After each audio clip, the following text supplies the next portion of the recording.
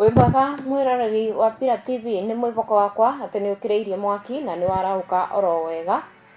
Nĩ ngatho cia mwanya ndĩragũcokeria nĩ ũndũ wa gwĩtĩkĩra kũnyitanĩra na ithuĩ mũthenya wa ũmũthĩ. Gũkũ nĩ gwa Pillar TV na tũ thĩinĩ wa tabarĩra ya gĩkabũ gitũ, kũrĩa tũkaga tũkamũrĩka ngathĩti o ta ũrĩa ikĩandĩkĩtwo. Niĩ ngetwo Njoki wa Mũrage na ĩno nĩ Pillar TV. Rĩu reke tũingĩre thĩinĩ wa ngathĩti, karatathi-inĩ ka mbere thĩinĩ wa ngathĩti ya The People Daily. Karatathi-inĩ ka mbere karakiuga shock as over 50 children die at KU Referral Hospital. Karatathi-inĩ kau ka mbere mbica ĩrĩa gekĩrĩte bau nĩ thibitarĩ ya Kenyatta Referral Hospital kana Kenyatta University Hospital, na mbica ĩyo ĩkĩrĩtwo bau nĩ ĩtarĩirie maũndũ maingĩ thĩinĩ wa mwandĩki wa ngathĩti ya mũthenya wa ũmũthĩ. Karatathi-inĩ kau ka mbere arakiuga Auditor General report on death. Nĩ riboti ĩrekereirio kũrĩa kũrakĩrĩkana ciana nĩ ikoretwo igĩkua, na nĩ tũgũkorwo tũkĩona rũgano rũu karatathi-inĩ ka namba 3 ka ngathĩti. Tũkĩthiĩ karatathi-inĩ ka namba 2 ka ngathĩti ĩrĩa tũkĩrĩ nayo mũthenya wa ũmũthĩ, karuga we will not return to street politics, Oburu declares. Tũtigũkorwo tũgĩcoka thĩinĩ wa mĩrũrũngano ĩrĩa ĩrakĩonekaga kabinda gwa kabinda. Nayo nĩ mĩario ya mũndũ egwĩtwo Oburu Odinga, ũrĩa nĩ mũtongoria wa kĩama kĩa ODM kana nĩyo Orange Democratic Movement. Thĩinĩ wa mĩario yake agakiuga we must say no to the politics of endless demonstration, no back to the street politics of protest and demos. Our people need development, opportunity and engagement with the government of the day, Oburu declares. Tũtigũkorwo tũgĩcoka thĩinĩ wa mĩrũrũngano kũrĩa barabara-inĩ, nĩ twaregana na ũhoro wĩgiĩ ũteti wa protest kana mĩrũrũngano o ũndũ ũmwe na demonstration thĩinĩ wa barabara. Na agakiuga andũ aitũ marenda thirikari na ũtongoria mwega ũrĩa ũgũkinyanĩria mĩrutĩre mĩega ya wĩra kũrĩ andũ othe thĩinĩ wa bũrũri.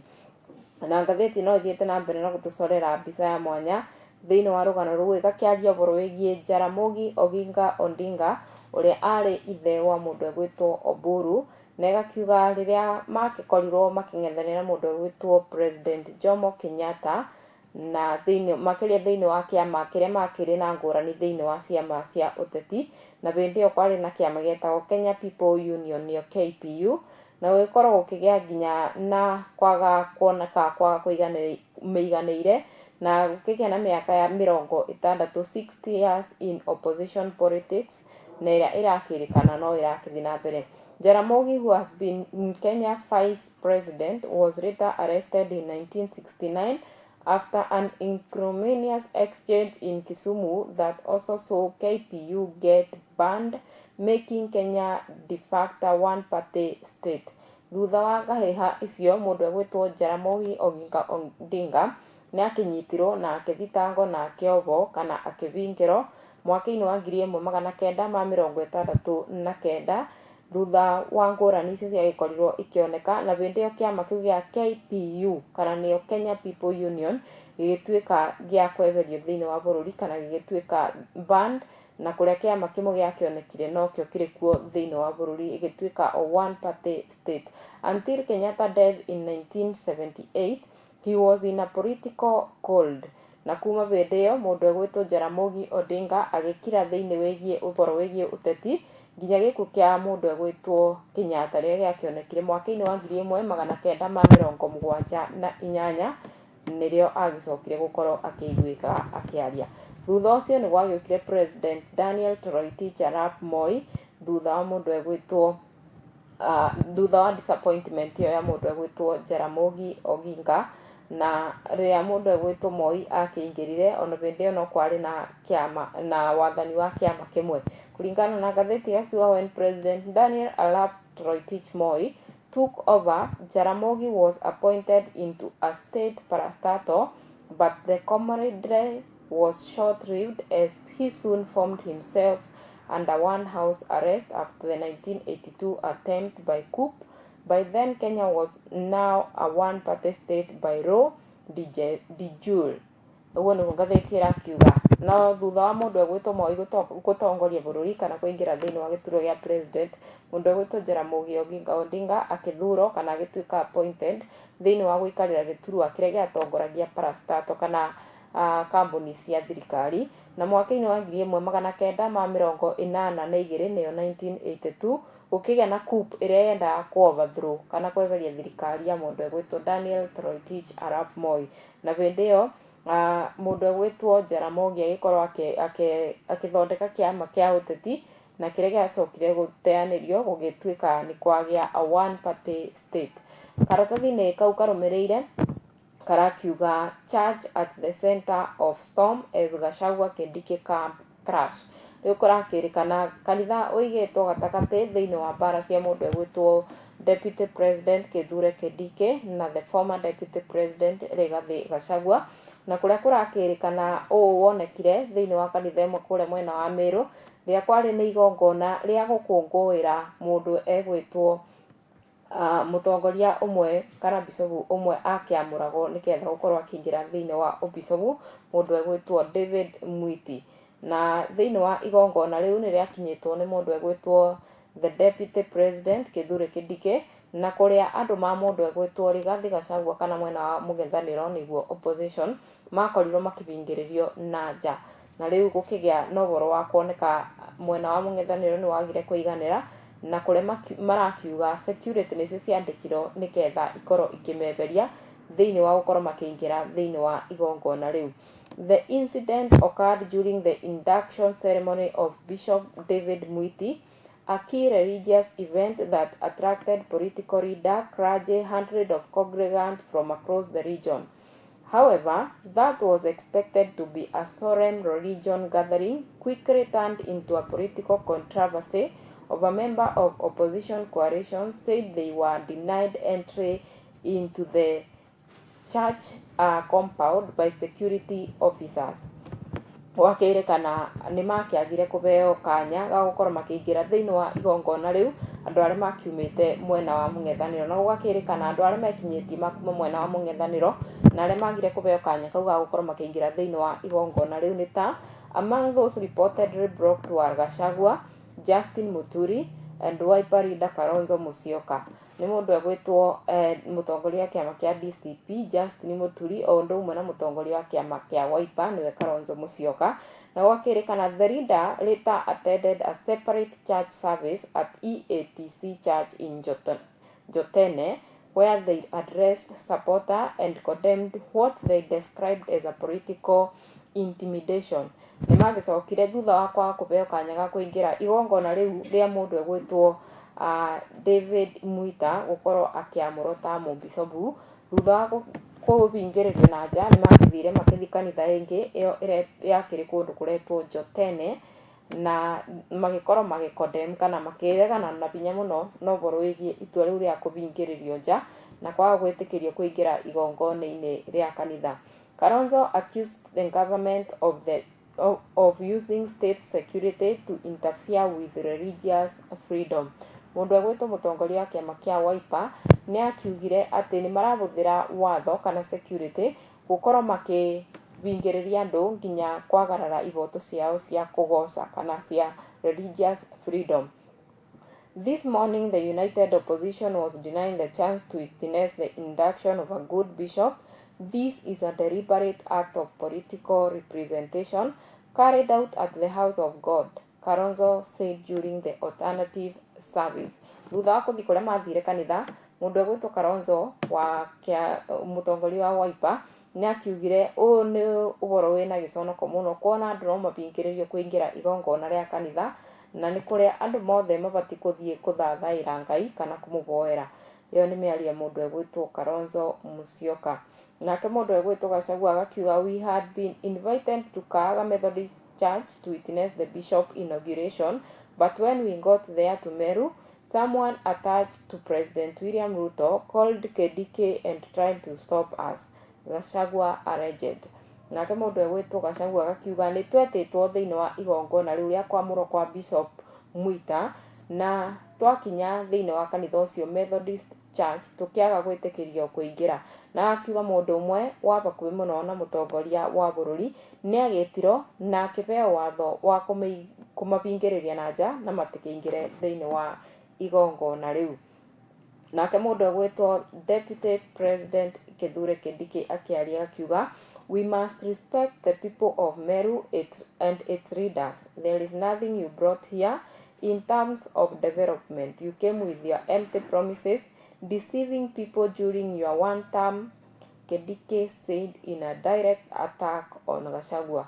Munini wa mutongoria bururi, Deputy President Kithure Kindiki akiaria hĩndĩ ĩyo nĩ akiugire nĩ ũgũkĩte gũkũ no gũtirĩ kĩndũ wareteire aikari a gũkũ kĩndũ ta ũthii wa na mbere, koguo mũbatiĩ gũkorwo mũkĩbe andũ gĩtĩo na makĩria andũ a kũrĩa mwena wa Meru na mũkorwo mũkĩbe gĩtĩo nginya andũ arĩa mamatongoragia. Ĩyo nĩ mĩario mũndũ egwĩtwo Kithure Kindiki the deputy. Tukĩthiĩ karatathi-inĩ kau karũmĩrĩire ka namba 3 karakiuga how more than 50 children died at KU hospital. Ũrĩa ciana makĩria ya 50 ikoretwo ikuĩte kũrĩa mwena wa thibitarĩ wa Kenyatta University Hospital. Kũringana na mũndũ egwĩtwo Nancy Gathungu nĩ akĩrekereirie riboti ĩrĩa icorete mbica ya mwanya na ũrĩa maũndũ makoretwo makĩhanĩka kũrĩa thĩinĩ wa kĩndũ gĩgwĩtwo Kenyatta University Teaching Referral Hospital kũrĩa mwena wa Nairobi. Gwakĩrĩkana nĩ kumĩrĩte atĩ ciana 50 nĩ ikoretwo ikuĩte na ciana 11 nĩo newborn babies magĩkorwo namo nĩ makuĩte.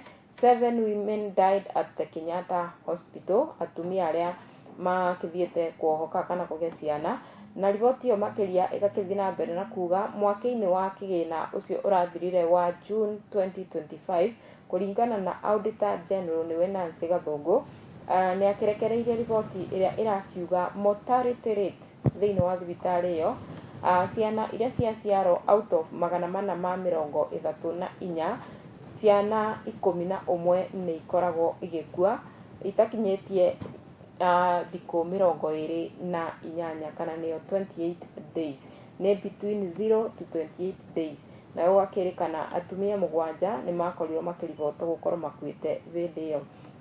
In the latest report for the financial year ending June 2025, the Auditor General Nancy Gathungu disclosed that an analysis of the hospital mortality data revealed that out of 434 lives birth, 11 died between 0 to 28 days and 7 women died at birth. Na riboti ĩyo ĩkĩthiĩ na mbere na gũtarĩria akiuga neonatal mortality ratio ĩrakĩringithanio gĩcunjĩ kĩa 25 harĩ igana kuma ciana 1,000 iria ikoragwo ikuĩte, ciana 25 harĩ igana nĩ ikoragwo igĩte mĩoyo yao. Na gwakĩrĩkana ũguo nĩ kuga thĩinĩ wa andũ arĩa makoragwo maciarĩtwo kana ciana iria ikoragwo iciarĩtwo thĩinĩ wa andũ 100,000 ciana 1,613 nĩcio ikoragwo igĩte mĩoyo yao. This translates to neonatal mortality ratio of 25 per 100 birth and maternal mortality ratio of 1,613 per 100,000 live birth.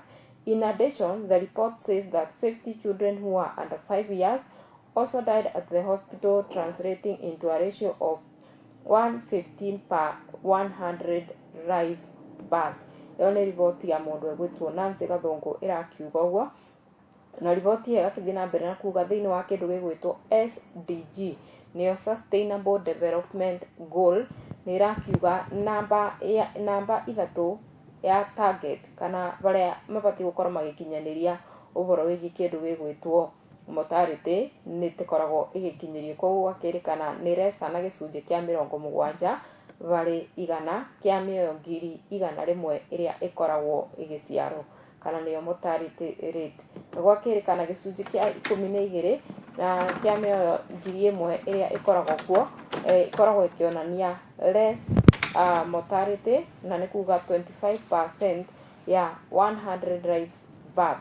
Na gwakĩrĩkana thibitarĩ ũcio wĩna thirĩ kũrĩa kũrakĩrĩkana it is damning revelation emerged that even as the report shows the hospital statement of financial performance reflect a deficit of 526.4 million from the previous year deficit of 1,000 billion, 0.46 billion, resulting a total operation of loss of 1.4 billion from another negative of 941.7 million report the previous year. Kurakirikana ona thengia wa ikuũ icio ikoretwo ikioneka, thibitari uyu thirĩ uthiĩte na mbere na kwĩongerera ona thengia wa gũkorwo kwĩna ikuũ ikoretwo ikioneka, na rĩu ciũria igagĩkorwo ikĩũrio. The hospital record deficit for 2 consecutive years. Gũkoretwo na mathirĩ gwa kahinda ka mĩaka ĩrĩ ĩrũmanĩrĩire ya kĩgĩna, which raises concern over its ability to sustain operation and meet financial obligation as they fall due. Gwakĩrĩkana kũgerera ũguo nĩ kũrakĩonekana thibitari ũyũ wahota gũkinya handũ wagĩkorwo ũgĩkinyanĩria ũhoti waguo wa kũrutĩra andũ wĩra. Thĩinĩ wa riboti ĩyo gakiuga hospital neonatal mortality nĩ twakĩona nĩ 25 per 100 birth, na nĩtwona thĩinĩ wa andũ ngiri igana rĩmwe arĩa makoragwo magĩciarwo, andũ 1,613 nĩo makoragwo magĩkua. Report also raises concern over stock out of medical commodities, rejected claim, long waiting time for cancer and cardiological patients, insufficient training, as well underutilization of the hospital management information center. Gwakĩrĩkana ona thengia wa macio mothe thĩinĩ wa riboti ĩyo nĩ kũrakĩoneka nĩ gũkoragwo na wetereri ũkoragwo kuo kwĩ andũ arĩa marakĩthi kwamũkĩra ũrigiti, na makĩria arĩa makĩrĩ na mũrimũ wa cancer, o ũndũ ũmwe na mĩrimũ ya ngoro na mĩrimũ ĩngĩ ĩrĩa ĩrabatara gũkorwo ĩkĩrorwo na ihenya. Gwakĩrĩkana nĩ makoragwo makĩheo ihinda rĩa gweterera na kũrĩa mabatiĩ gũkorwo magĩtangĩkĩrwo na ihenya ta ũrĩa kũngĩhoteka.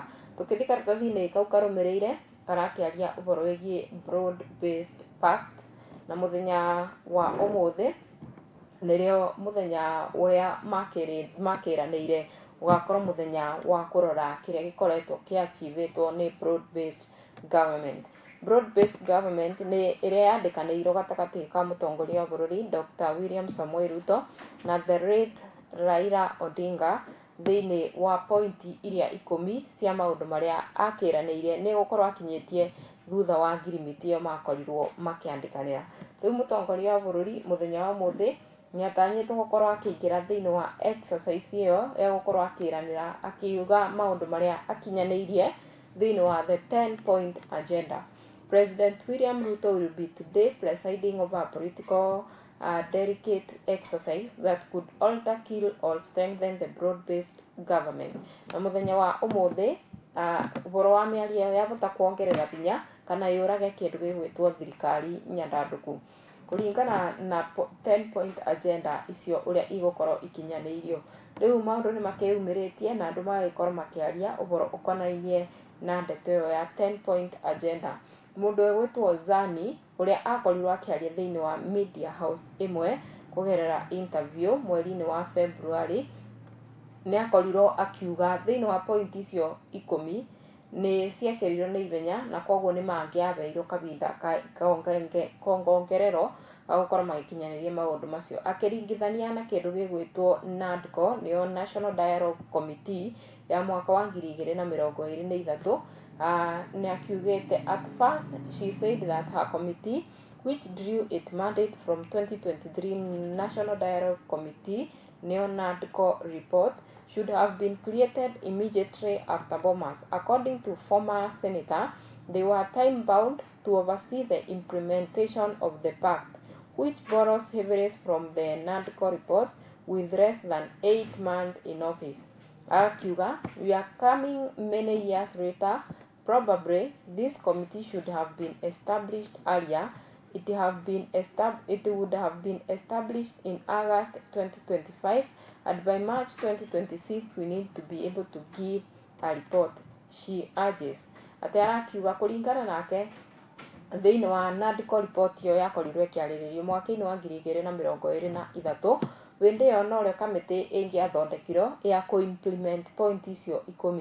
No agakiuga ũndũ ũyũ nĩ wokire na ihenya mĩeri 8 tu thutha wa kũingĩra thĩinĩ wa obici na gũkorwo makĩandĩka point icio 10, na kũrĩa arakiuga ciambĩrĩirie kũrutithio wĩra, kana komiti ĩyo yambire kũruta wĩra kuo mweri-inĩ wa Agosti mwaka-inĩ wa 2025, nĩ mwaka mũhĩtũku, na kũrĩa arakiuga rĩu mweri-inĩ tũkĩrĩ wa March mwaka-inĩ wa 2026 nĩ metereire kũigua riboti. Agakiuga maũndũ acio nĩ mekĩkire na ihenya mũno.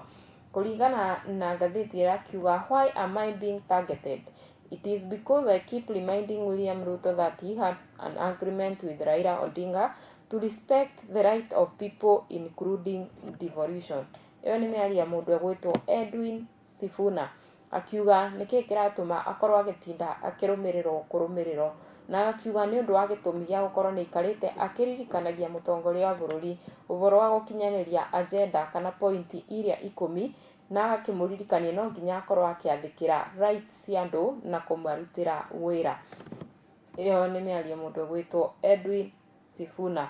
Rĩu mũthenya wa ũmũthĩ nĩrĩo maragĩikara thĩ nĩgetha makĩone nĩkĩĩ gĩkinyanĩirio, nĩkĩĩ gĩtarĩ kĩrekĩka na nĩkĩĩ gĩtekĩkĩte. Litany of promises. ODM functioned divide on the implementation of Ruto-Raila Pact, with Edwin Sifuna-led group accusing the government of sitting on the document.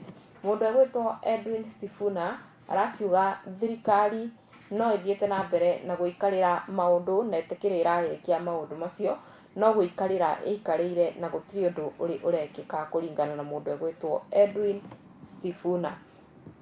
Akĩthiĩ na mbere na gũtarĩria akiuga Inner Circle gives a conflicting assessment as to what exactly was achieved and whether the period set was enough to roll out such a vast pact containing wide-ranging governance issue.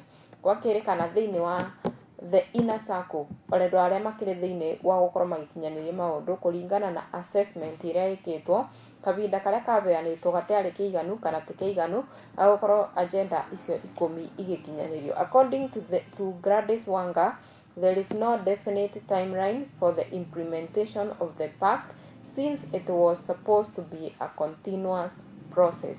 Nake mũndũ egwĩtwo Gladys Wanga wa kĩama kĩa ODM akiuga gũtĩ kahinda kabeanĩtwo kana mahinda mabeanĩtwo atĩ maũndũ macio no nginya makorwo magĩkinyanĩrio thĩinĩ wa kahinda kau, na agakiuga tondũ yarĩ a continuous process, kaũndũ karekĩka mũthenya ũmwe kathire, no nginya makorwo makĩthiĩ na mbere na kũrora maũndũ macio, na agakiuga ti ũhoro wa kũrora na thikũ o ĩmwe tu.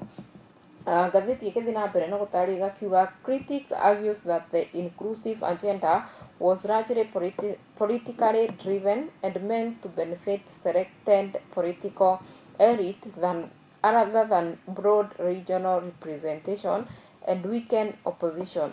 Na andũ arĩa makĩthuthuragia ũhoro wĩgiĩ ũteti makiuga warĩ mũbango wa gũteithia andũ arĩa marĩ igweta the elite na gũteithĩrĩria na kwaga gũteithĩrĩria ũhoro wĩgiĩ thirikari nyandandũku.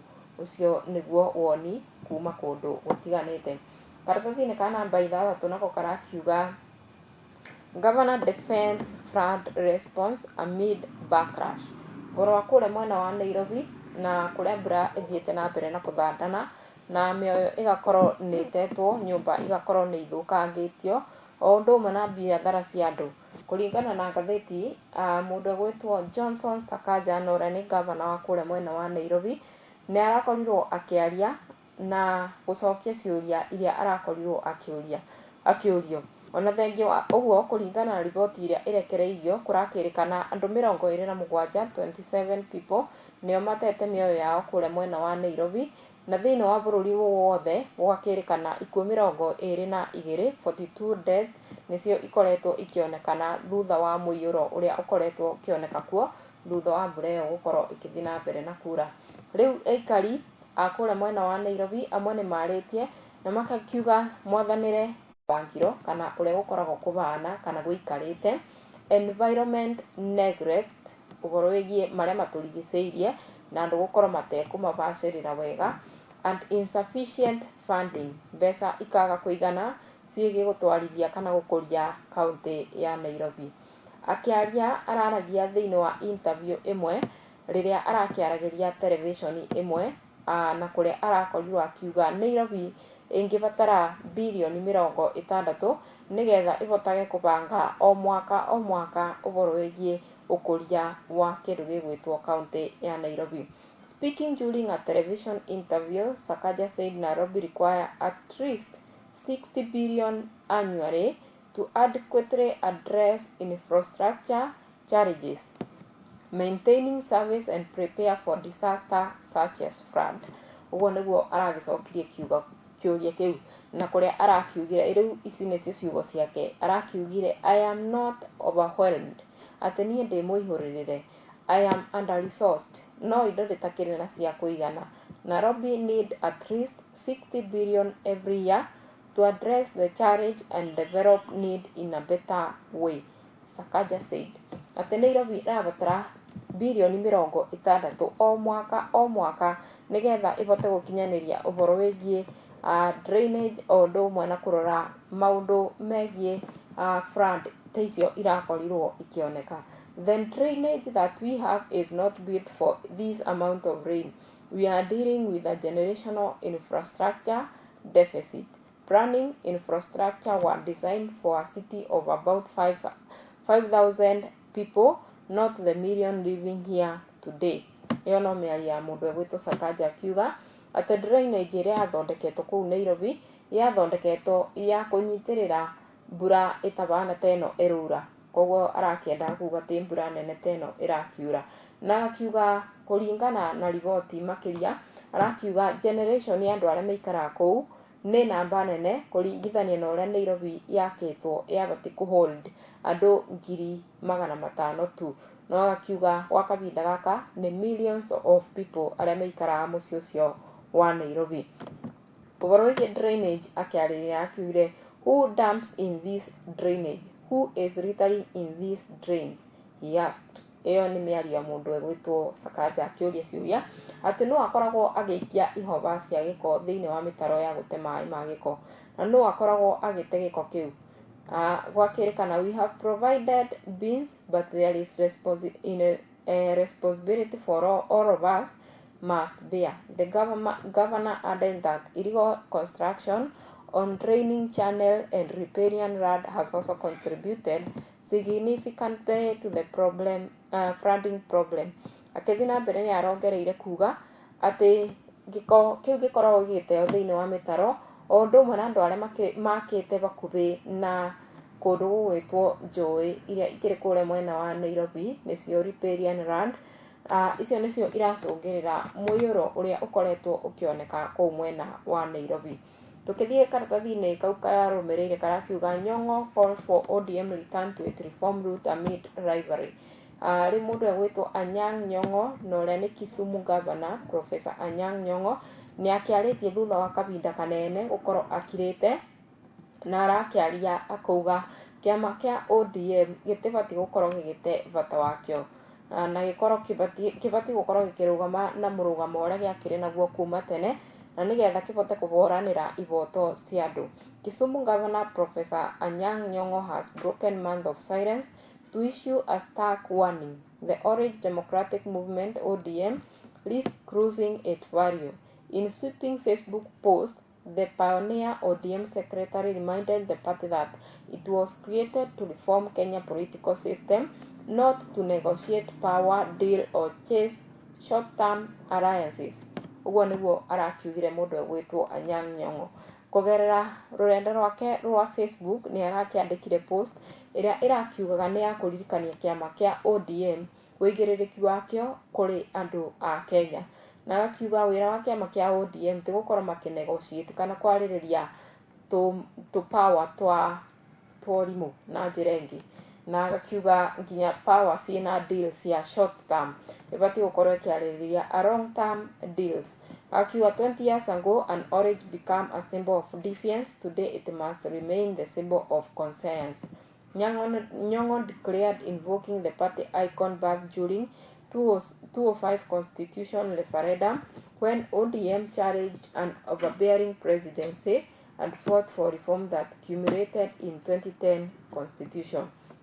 Na nĩguo arakĩũria kĩama kĩa ODM gĩthiĩ na mbere na gũkorwo na kũrũgama na mũrũgamo wakĩo no ti ũhoro wa kũingĩra thĩinĩ wa alliance itarĩ na bata kana thĩinĩ wa negotiation cia wathani iria itarakinyanĩria ũrĩa kĩama kĩu kĩbatiĩ gũkorwo gĩgĩka gĩta kĩama kĩa ODM.